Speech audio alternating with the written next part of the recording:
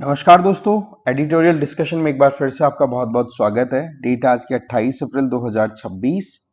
Discussion में हमारे पास में आज तीन इश्यूज हैं, जिनमें दो इश्यूज तो हैं आर्टिफिशियल इंटेलिजेंस से रिलेटेड, एआई का कैसे हम कम्युनिटी डेवलपमेंट में यूज कर सकते हैं, और एआई का मिडिल स्कूल जिसमें हम थर्ड क्लास से एट्थ क्लास तक के लिए कैसे यूटिलाइजेशन हो सकता है, कैसे कंप्यूटेशनल थिंकिंग अप्रोच हम स्टूडेंट्स में इवॉल्व करा सकते हैं। ठीक, चैलेंजेस, कॉन्सिक्वेंस, वे फॉरवर्ड सब जाएगा। इसके अलावा फिर हम डिस्कस करेंगे एक और आर्टिकल, वो रहेगा ड्राफ्ट आईटी रूल से रिलेटेड, जिसको लेकर के यहां पर राइटर अपने कंसर्न्स रेज कर रहे हैं कि कैसे freedom of speech and expression article 21 के अंडर में जो हमारा राइट टू प्रिवेसी है वो कॉम्प्रोमाइज हो रहा है इन रूल्स के बेसिस पे। समझेंगे पूरी डिटेल। तीन आर्टिकल्स है, चलिए स्टार्ट करते हैं। सबसे पहला आर्टिकल हमारा है AI led community development. GS paper 3 में इन टॉपिक्स के साथ में आप इस आर्टिकल को कनेक्ट कर सकते हैं। देखो, एआई लेड कम्युनिटी डेवलपमेंट की बात आए तो इसमें कैसे आज के टाइम पे हम देखें, एक तो होता है ट्रेडिशनल मेथड, जिसमें दिल्ली में पॉलिसी बन गई या कहीं पर भी जो आपकी स्टेट कैपिटल है वहां पर पॉलिसी बन गई और उसकी इंप्लीमेंटेशन ग्राउंड लेवल पे करने की बात होती है, तो इसको हम बोलते हैं टॉप डाउन अप्रोच। लेकिन एआई टूल्स का यूज करके हम एक बॉटम अप अप्रोच की तरफ भी जा सकते हैं, राइट। और इसका एक बेस्ट एग्जांपल अभी लेटेस्ट आया है राजस्थान में। अब केस क्या है वो देखते हैं। देखो, राजस्थान में एक प्रोजेक्ट स्टार्ट किया गया जिसको बोला गया है AI for water policy project. इसमें दो जिलों को कवर किया गया है मेनली। बेसिकली ध्यान रखने वाली बात है कि ये एक अभी फिलहाल के तौर पे पायलट प्रोजेक्ट है, जिसमें चेक किया जाएगा क्या चैलेंजेस आ रहे हैं, कैसे और हम इसको इंप्रूव कर सकते हैं। तो सिरोही और पाली में जब ये इंप्लीमेंट हुआ तो इसमें मेन टारगेट ये है कि आपको पता है कि गर्मियां अभी चल रही है, तो इस केस में वेस्टर्न राजस्थान में हमेशा या वेस्टर्न अगर राजस्थान की पोर्शन की बात करें तो वहां पर वाटर स्कैरसिटी का चैलेंज बना रहता है। तो ऐसे में एक प्रॉपर ट्रेंड को एनालाइज करके देखा जाए तो वाटर स्कैरसिटी कब है, उसके अकॉर्डिंग फिर हम रिसोर्सेज पे काम करना स्टार्ट कर दें। साथ ही साथ कम्युनिटी के जो लोग हैं उनसे भी हम टाइमली मैनर में फीडबैक ले ले, तो उससे फिर हमारी पॉलिसी एग्जीक्यूशन बड़ी इफेक्टिव हो सकती है। तो जो ट्रेडिशनल अप्रोच है ना, उससे बिल्कुल डिफरेंट अप्रोच की यहां पर बात हो रही है कि आप ऑनलाइन लोगों के साथ इंटरेक्ट कर रहे हो। जो पब्लिक है वो केवल और केवल एक बेनिफिशियर नहीं, यहां पर पब्लिक एक प्रॉब्लम सॉल्वर के तौर पे भी काम करेगी, क्योंकि टाइमली मैनर में पॉलिसी मेकर्स के पास में जब फीडबैक पहुंचेगा और वो भी अपनी लोकल लैंग्वेज में, तो वो काम बहुत जल्दी हो सकते हैं। पॉइंट इज कि जो ट्रेडिशनल मेथड है टॉप डाउन अप्रोच, उसको हम बॉटम अप अप्रोच की तरफ लेके जा रहे हैं। इससे एक अच्छा केस स्टडी हमारे लिए तैयार हो गया कि एआई का हम कैसे यूज कर सकते हैं। इसमें इंफॉर्मेशन जाएगी रियल टाइम, इमीडिएटली आपने इंफॉर्मेशन दी वो इमीडिएटली अपडेट हो गई कि ये चैलेंज आ रहा है, आपको किसी स्कीम को एक्सेस करने में चैलेंज आ रहा है तो वो आप वहीं पे अपडेट कर सकते हैं। तो ये राजस्थान गवर्नमेंट की तरफ से AI for water policy project launch किया गया है। अब हमें समझना होगा कि कैसे एआई का यूज करते हुए हम कम्युनिटी को डेवलप कर सकते हैं। सबसे पहले तो एक तो हमें डेफिनेशन का ध्यान रखना है। आर्टिफिशियल इंटेलिजेंस का जिस तरीके से हम यूज कर सकते हैं उसमें वन टू वन कहते हैं ना कि डिवाइस आपके हाथ में होगा और एक इंडिविजुअल अपनी जो भी कंसर्न से प्रॉब्लम्स हैं उनको सीधा रेज कर सकता है उसके थ्रू। तो कम्युनिटी पार्टिसिपेशन आ गया। तो सिटीजन्स यहां पर क्या हो गए, केवल रेसिपिएंट नहीं हो गए, केवल बेनिफिशियरी या एंटाइटल्ड कैंडिडेट नहीं रह गए, अब उनका रोल सोल्यूशन मेकिंग में भी आ गया। इसके दो इंपॉर्टेंट कोर पिलर कंसिडर होंगे एआई लेड कम्युनिटी डेवलपमेंट के। नंबर वन, पार्टिसिपेशन, जो मैंने आपको बता दिया। Number two, decentralization. यहां पर दिल्ली से कोई भी पॉलिसी बनके जो पंचायत में आती है, अब उसमें एक रिवर्स गियर भी लग गया कि पंचायत लेवल पे अगर किसी स्कीम को कोई भी चीज को लेकर चैलेंज आ रहा है तो उसको लेकर के वो फीडबैक देंगे तो दिल्ली में ऑटोमेटिकली अपडेट आ जाएगा। तो ये तीनों चीजें हमें ध्यान रख लेनी है। डेफिनेशन क्या हो गई, पार्टिसिपेशन और साथ में डिसेंट्रलाइजेशन। इससे क्या होगा कि एक बाई डायरेक्शनल कॉन्वर्सेशन स्टैब्लिश हो पाएगी, इफेक्टिव पॉलिसी मेकिंग और उसका एग्जीक्यूशन हो पाएगा। अब देखो क्या क्या टूल्स यहां पर यूज हो रहे हैं बेस्ट पॉलिसी एग्जीक्यूशन के हिसाब से। तो एक तो देखो चैटबॉट्स, आप जानते हैं ना स्विगी जोमेटो, इनमें आपको कोई भी चैलेंज आता है तो आप 2 मिनट में अपनी एप्लीकेशन खोल के और चैटबॉट को अपने ग्रीवांसेस एड्रेस करवाने के लिए कंप्लेंट डाल देते हो और वो ऑटोमेटिकली फिर बाद में सीरियसली ली जाती है चीजें। एग्जैक्टली वही चीज कि रियल टाइम में जो भी स्कीम्स आपको बेनिफिट के लिए दी गई है उसका उसके लिए आप एलिजिबल हो कि नहीं, उसका क्या स्टेटस अभी चल रहा है, क्या उस स्कीम को एक्सेस करने में आपको प्रॉब्लम आ रही है, वो चीजें आप ऑन द स्पॉट अपनी तरफ से फीडबैक दे पाएंगे। वॉइस बेस्ड सिस्टम, यहां पर सबसे इंटरेस्टिंग चीज क्या है कि कोई जरूरी थोड़ा ना है कि गांव में कोई बैठा है उसको टाइप करना आता हो मैसेज, है ना। तो यहां पर अपनी लोकल लैंग्वेज में, लोकल डायलेक्ट में भी वो अपनी बात को रेज करके और अपनी ग्रीवांसेस को रिड्रेस कराने के लिए बात उठा सकता है। इसका मतलब हम डिजिटल इंक्लूजन पे चले गए। फिर आ जाओ प्रिडिक्टिव एनालिसिस। इसमें क्या है कि किसी भी पर्टिकुलर एरिया में अगर, सीधी बात है कि हर एक एरिया की अपनी स्पेसिफिक इवेंट्स होते हैं, चाहे हम क्लाइमेट के हिसाब से देखें, एनवायरमेंटल इवेंट्स देखें, कुछ भी तरीके से, तो फ्यूचर में क्या चैलेंज आ सकता है उनकी प्रिडिक्शन लगाना बड़ा पॉसिबल हो जाएगा जब लोग अपनी तरफ से फीडबैक देंगे। पॉलिसी मेकिंग जब दिल्ली में हो रही होगी या कहीं पे भी स्टेट कैपिटल में हो रही होगी तो उनको सीधा मैसेज जाएगा कि देखो पिछले साल इस तरीके का ट्रेंड देखा गया था, लोगों ने ये प्रॉब्लम रेज की थी, तो वो अब क्या फोरकास्ट करके अकॉर्डिंगली फिर प्री एक्टिव अप्रोच की बेसिस पे प्लानिंग कर पाएंगे। तो ये एआई के वो सेगमेंट्स है जिनको हम गवर्नेंस में अप्लाई करते हुए और हमारे जो रिमोट एरियाज में, दूर दराज के इलाकों में रहने वाले लोग हैं, उनकी प्रॉब्लम्स को सॉल्व कर सकते हैं। फिर बात करते हैं सेक्टोरल एप्लीकेशन, कहां कहां पर कैसे अप्लाई होता है एआई। सबसे पहले पब्लिक सर्विस डिलीवरी। आप देखो लोकल लैंग्वेज में जब आप फैसिलिटीज या कम्युनिकेशन स्टैब्लिश करने को अलाउ करोगे तो दूर दराज के लोगों को भी सर्विसेज का फायदा उठाने में जोर नहीं आएगा। अपनी फोन उठाएंगे, बात कर लेंगे, बोल देंगे कि ये इश्यू आ रहा है। अच्छा, फोन खुद के पास में भी नहीं है तो वहां पर जो रिप्रेजेंटेटिव है गवर्नमेंट के, विलेज डेवलपमेंट ऑफिसर हुआ करते हैं, या हेल्थ वाइज देखे तो आशा वर्कर्स हुआ करती हैं, आंगनवाड़ी वर्कर्स हैं, तो उनके थ्रू वो चीज करवाई जा सकती है कि भाई ये यूजर है और इस यूजर की ये कंसर्न्स है। दूसरा एग्रीकल्चर प्रिसाइज फार्मिंग, आपकी सॉइल क्या क्वालिटी की है, क्या उसमें न्यूट्रिशन डालना चाहिए, वो जब एआई के थ्रू आपको एक्यूरेटली पता पड़े तो क्रॉप प्रोडक्टिविटी आपकी आएगी। आंध्र प्रदेश में एआई का यूज इस तरीके से किया जा रहा है। हेल्थ केयर, डिजीज सर्विलियंस की हर एक मौसम में एक ट्रेंड देखने को मिलता है अलग अलग रीजन्स में कि कहीं पर डेंगी, कहीं पर कोविड का, या फिर आप कह सकते हो कि कोई भी चिकनगुनिया जैसी बीमारी आ रही है, तो उनके लिए प्रिडिक्शन पहले ही हो जाए तो प्रिपरेशन अकॉर्डिंगली कर दी जाए उस लोकल एरिया में। इसके अलावा डिजास्टर मैनेजमेंट में यूज बढ़िया है अगेन कि भाई किस टाइम पर आप एआई ड्रिवन सैटेलाइट्स का यूज करो और टाइम प्रिडिक्टेबिलिटी लेकर के आ जाए कि भाई इस टाइम पर साइक्लोन का डर है तो लोग अलर्ट हो जाएं उस टाइम पर, है ना, अर्ली वार्निंग सिस्टम जिसको बोलते हैं। फ्लड्स का कहीं पे स्कोप दिख रहा है तो उसको टाइमली मैनर में कैलकुलेट करके बता दिया जाए कि भाई ये आपके आने वाले समय के लिए चैलेंज है।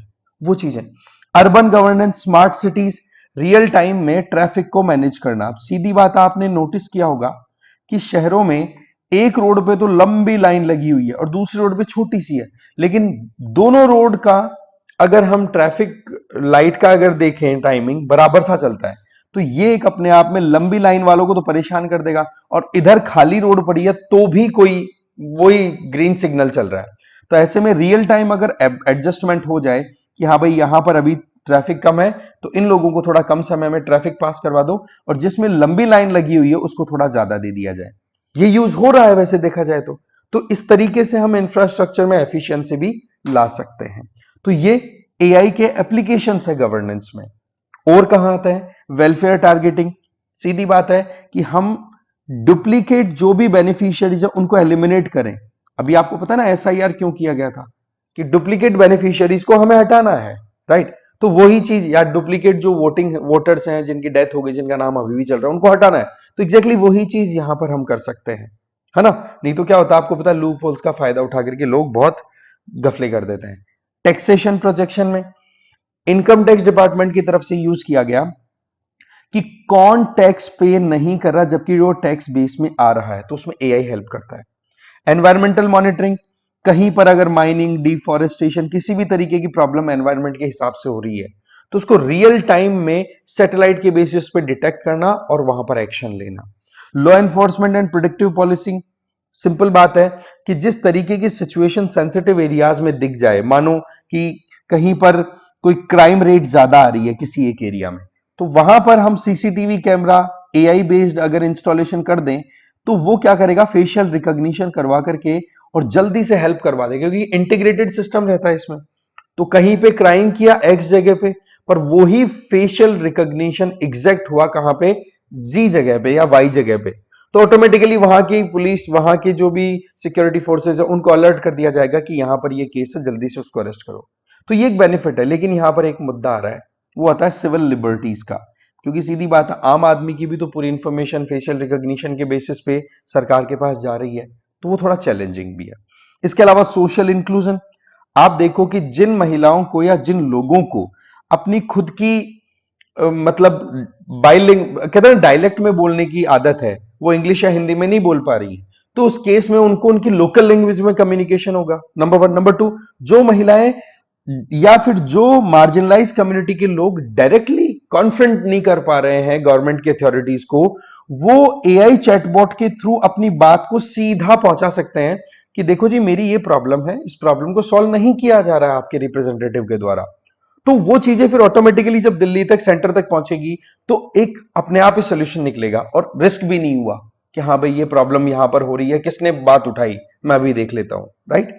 तो ये चीजें यहां पर एआई के थ्रू हम टैकल होती हुई देख सकते हैं। लेकिन कुछ चैलेंज है। पहला चैलेंज ध्यान रखना है, डिजिटल डिवाइड। गांवों का और शहरों में इंटरनेट पेनिट्रेशन का इश्यू है, स्मार्टफोन का यूज करना है, और इसके अलावा फिर बाद में और भी कई चैलेंजेस है। पहला तो digital divide, have and have nots, किसी के पास एक्सेस है इंटरनेट का, किसी के पास नहीं है। गांव के लोगों के साथ अभी भी ये चैलेंज बना हुआ है। दूसरा, एल्गोरिथमिक बायस। हम जानते हैं कि हमारे यहां पर कास्ट, रिलीजन, जेंडर बेसिस पर डिस्क्रिमिनेशन का एक स्कोप है। अगर हम एआई टूल्स का यूज करेंगे तो एआई टूल्स तो देखो मोर और लेस वैसे बिहेव करते हैं जैसे कि आप उनको यूज करते हो।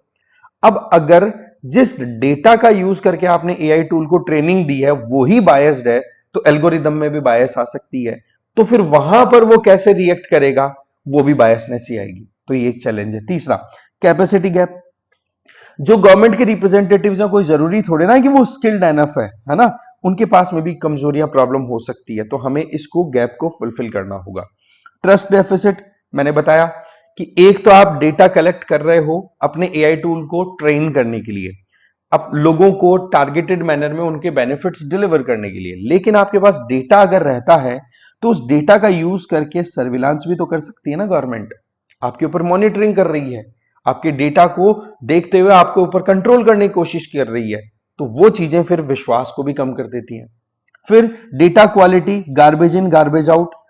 एक देखो कि कई बार क्या होता है कि जब एआई टूल्स को ट्रेन करना है, तो अब सीधी बात है कि जब आप सिस्टम में कमियां ही निकालने की कोशिश करो तो एआई टूल्स की ट्रेनिंग भी आप फॉल्स डेटा के बेसिस पे करवा दो, तो वो चीजें फिर मोर और लेस प्रॉब्लमेटिक हो जाएगी फिर, कि जहां पर स्कीम का एक एक्यूरेट इंप्लीमेंटेशन का स्कोप हम देख रहे हैं वहां पर फॉल्टी इंप्लीमेंटेशन हो जाए।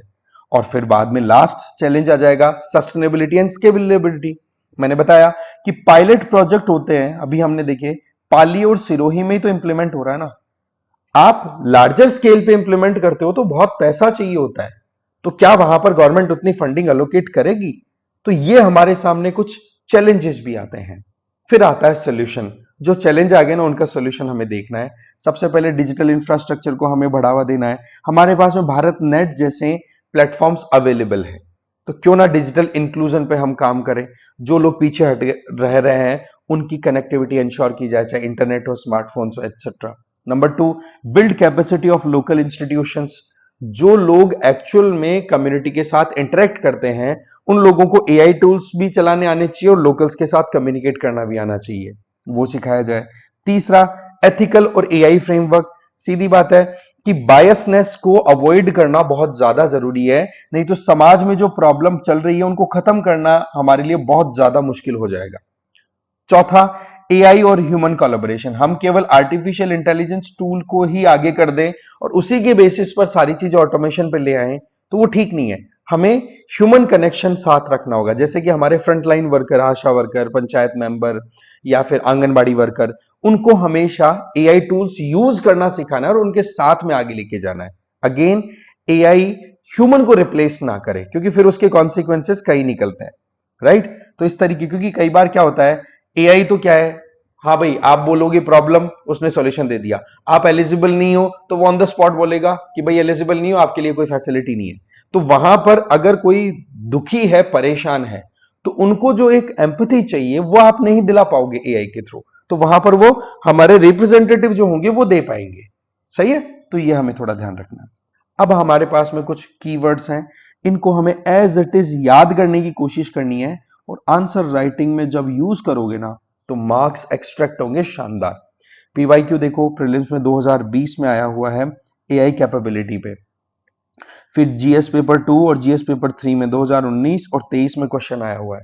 अगेन वही आर्टिफिशियल इंटेलिजेंस टेक्नोलॉजी इनका यूज करना, ठीक है ना। अब आपके लिए एक practice question, AI for water policy, ये तो आप सिंपल आंसर दे ही सकते हो, कोई ज्यादा है नहीं, रॉकेट साइंस है ना। फिर आप बताओ, मेंस का ये क्वेश्चन है, बहुत ही अच्छा क्वेश्चन है, हमारे आर्टिकल से एसोसिएट कर सकते हैं और एडिशनल पॉइंट्स भी हम डाल सकते हैं। जैसे artificial intelligence offers transformative potential for community led development at the grass roots, it introduce significant ethical and infrastructural challenge. अब यहां पर आपको पहला पॉइंट तो है वो मोर और लेस इंट्रोडक्शन में हेल्प कर देगा, एग्जाम्पल देकर के आप बोल सकते हो। और दूसरा जो पॉइंट है उसमें आप बता दोगे कि किस तरीके से इसका यूज हो सकता है, एप्लीकेशन। और फिर उस बॉडी में ही जब सेकंड पार्ट आप चैलेंज का लिखोगे तो आपको एक चीज ध्यान रखनी है, हमें वे फॉरवर्ड जरूर देना। चैलेंज अगर आप बता रहे हो तो इंप्लिसिटली वो आपसे सोल्यूशन भी एक्सपेक्ट कर रहा है, और फिर फाइनल आप क्या कर दो, कंक्लूड कर दो। समझ गए, तो ये आपका सीक्वेंस हो सकता है। फिर चलते हैं नेक्स्ट में, government policies and intervention. Government policies and intervention के हिसाब से कि किस तरीके से डिजिटल सेगमेंट का हम यूज कर पा रहे हैं, ठीक है। कैसे गवर्नमेंट अपनी रूल्स एंड रेगुलेशन के बेसिस पे पकड़ बना रही है, कैसे जानते हैं इसको, इस फ्लो के थ्रू देखेंगे। आर्टिकल 19 और आर्टिकल 21 दोनों का यहां पर रेलेवेंस आएगा। देखो सिनेरियो कुछ ऐसा है, एक बार इमेजिन करो, अभी पेट्रोल और डीजल के प्राइसेस बढ़ने का स्कोप है, एनर्जी क्राइसिस चारों तरफ बढ़ता चला जा रहा है। मानो कि आपने गवर्नमेंट के अप्रोच को लेकर के कुछ क्रिटिसिज्म डाल दिया कि देख, और सटायरिकल मतलब एक तंज मार दिया। ऐसे में पता पड़ता है कि आपने जो पोस्ट डाली थी वो 2 घंटे बाद में दिखी भी नहीं और आपको पता भी नहीं है कि क्यों डिलीट कर दी गई। ये जो चीज है ये अपने आप में अब कॉमन होती हुई दिखाई पड़ रही है, क्योंकि अभी जो आईटी रूल्स 2026 का ड्राफ्ट रिलीज हुआ, जिसमें पब्लिक की वॉइस या पब्लिक फीडबैक के लिए अप्रैल में, शायद जहां तक है 14 अप्रैल तक आपको अलाउ किया गया था, है ना।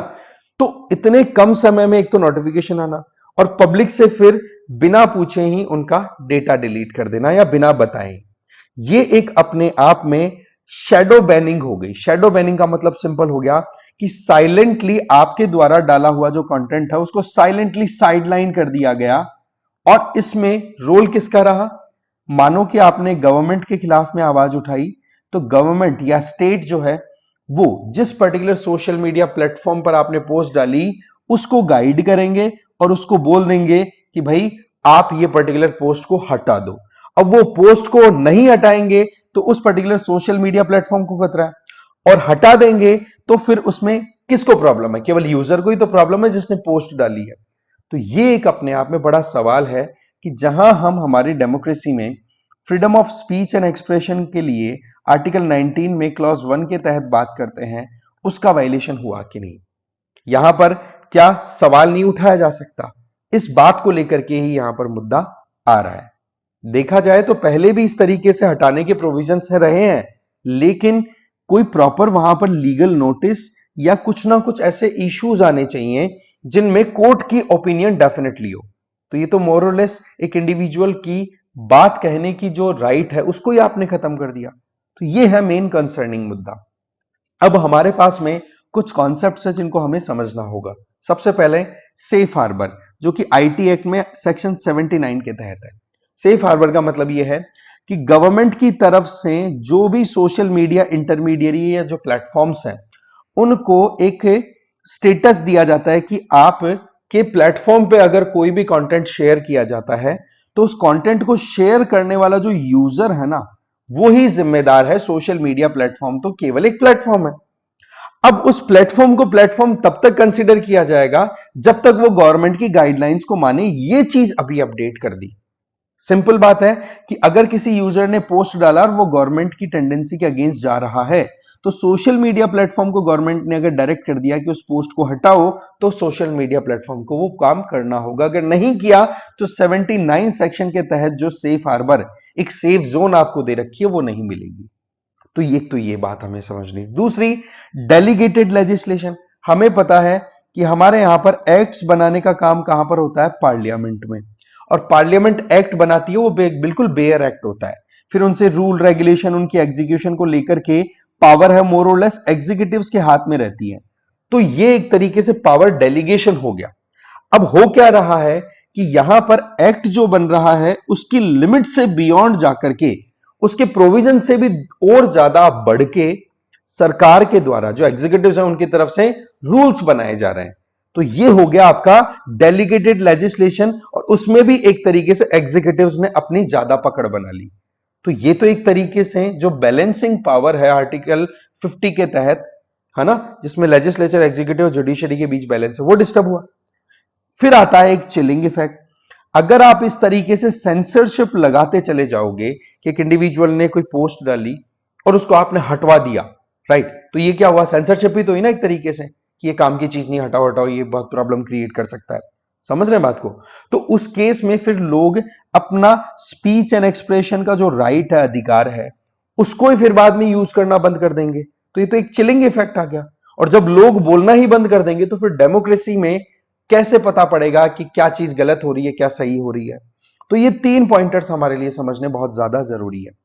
अब प्रॉब्लम कहां कहां है ये देखो। नंबर 1 प्रॉब्लम है रूल नंबर 3 क्लॉज 4, जिसमें कोर्ट्स को बाईपास किया जा रहा है। मैंने बताया कि पहले भी यह प्रोविजन था।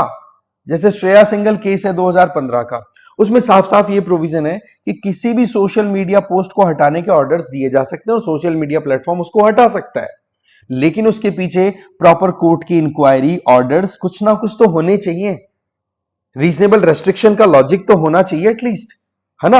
आप खुद पढ़ो, रीजनेबल रेस्ट्रिक्शन की जब बात आती है तो यहां पर हम क्या ये पढ़ते हैं कि गवर्नमेंट के खिलाफ में किसी ने स्पीच दे दिया या गवर्नमेंट की को क्रिटिसाइज कर दिया तो आप उसको फ्री स्पीच उसका रोक देंगे? नहीं ना। अगर आपका प्रोडक्टिव कंस्ट्रक्टिव क्रिटिसिज्म है तो प्रॉब्लम नहीं आनी चाहिए, लेकिन यहां पे हो रहा है। श्रेया सिंगल केस को भी यहां पर यू टर्न देखने को मिल रहा है।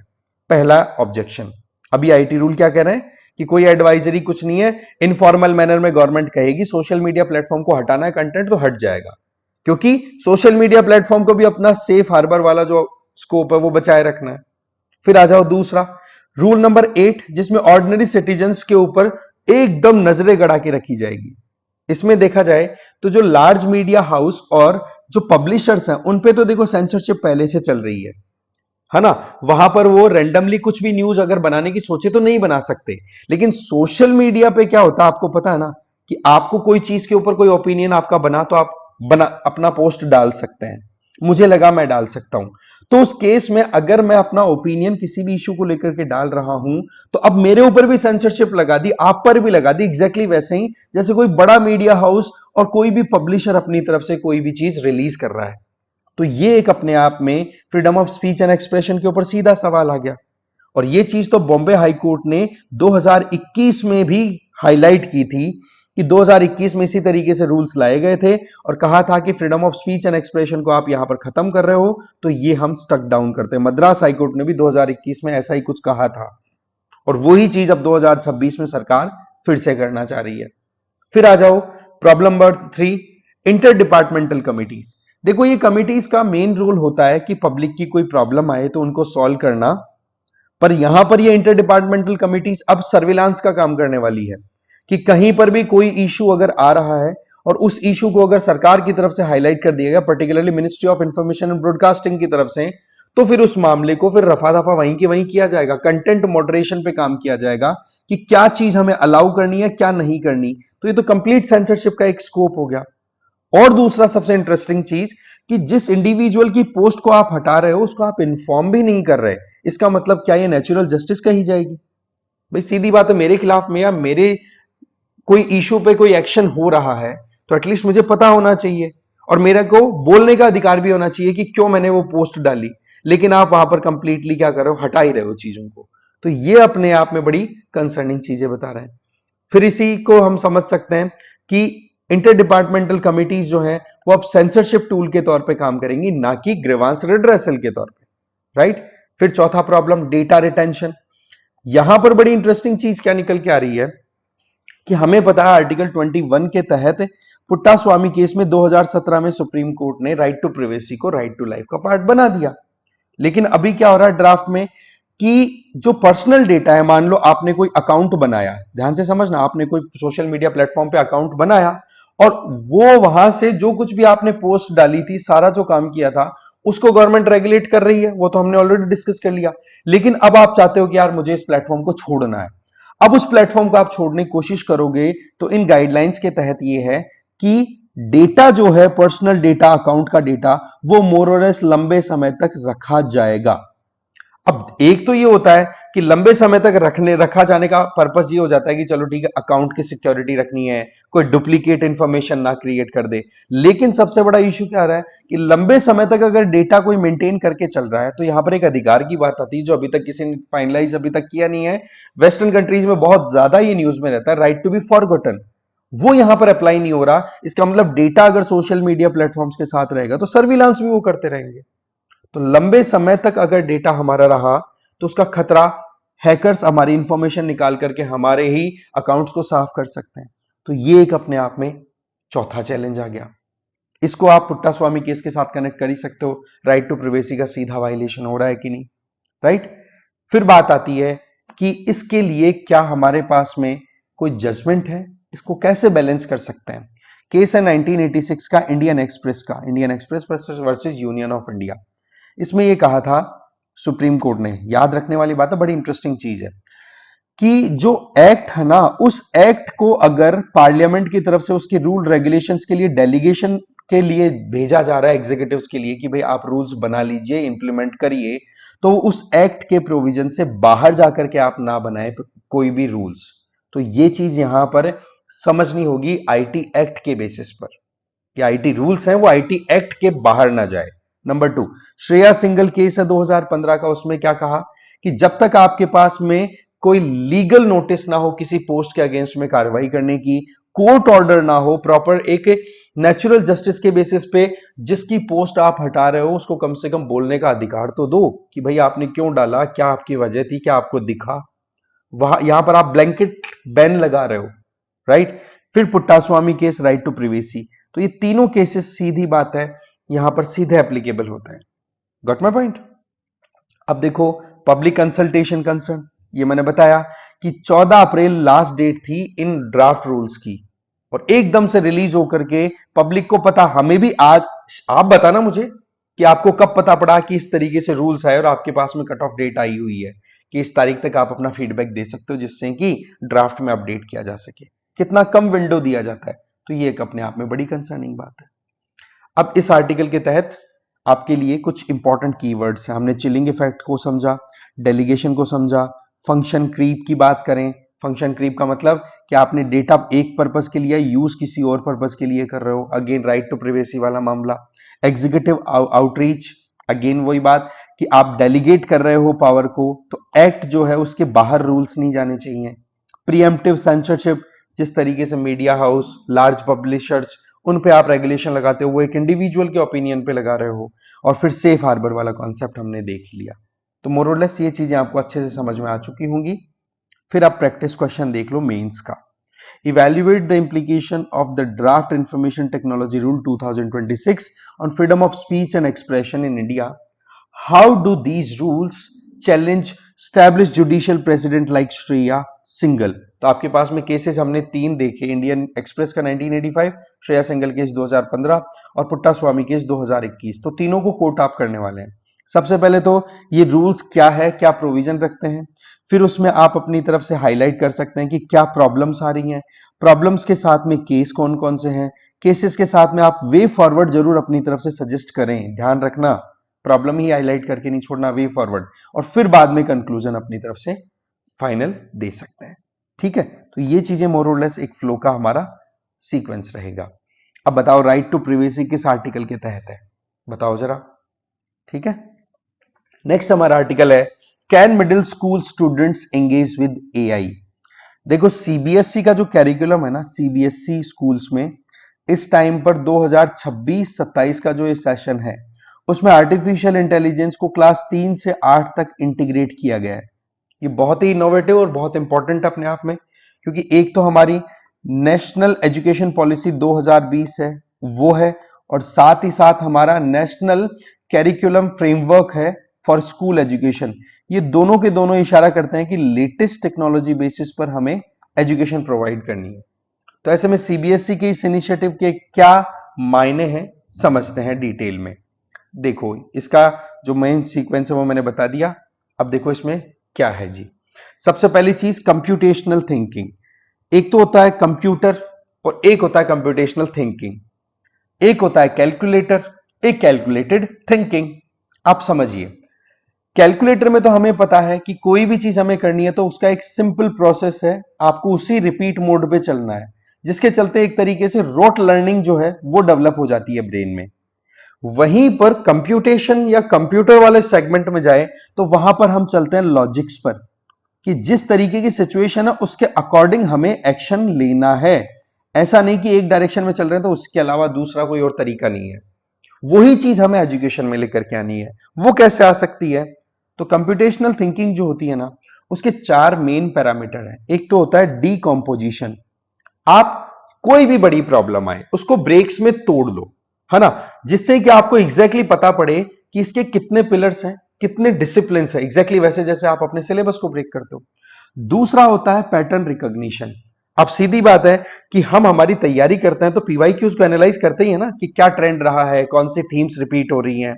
एग्जैक्टली वही चीज एक स्टूडेंट के अंदर हमें क्रिटिकली थिंकिंग के बेसिस पे डेवलप करानी है, कि आप किसी भी डेटा को या किसी भी चीज को देख करके अपने हिसाब से सोचो। ऐसा नहीं कि किसी ने सोचा है तो उसको as it is copy paste आपने कर दिया, नहीं, आप थोड़ा एक पैटर्न डेवलप करो, पैटर्न को रिकॉग्नाइज करने की टेंडेंसी। जैसे कि मानो आपके पास में कोई फैक्ट आपको मैं दूं, ठीक है, कि सड़क पर 15-20 गाड़ियां खड़ी हैं और एक पानी भरा हुआ बड़ा सा तालाब है, ठीक है, सड़क पे गड्ढा हो गया है मानो।